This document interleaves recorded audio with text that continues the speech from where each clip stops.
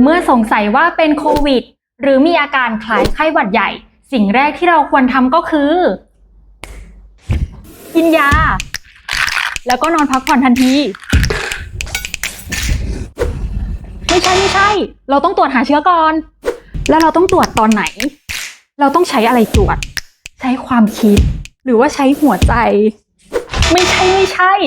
ต้องใช้ชุดตรวจ ATK มาตรวจตอนที่มีอาการแบบนี้เลย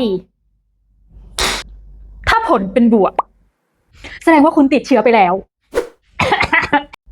แต่ถ้าหากผลคุณเป็นลบคุณก็รอดตัวไปถึงผลจะเป็นลบแต่ถ้าอาการชัดขนาดนั้นอ่ะก็มาที่นี่เถอะที่อินทัชเมดิแคร์มีบริการตรวจโควิดและไข้หวัดใหญ่พร้อมมาค่ะคนไข้มาเช็ควันนี้รักษาทันทีสบายใจได้ก่อนใครคนไข้อยู่นิ่งๆค่ะคนไข้อยู่นิ่งๆค่ะ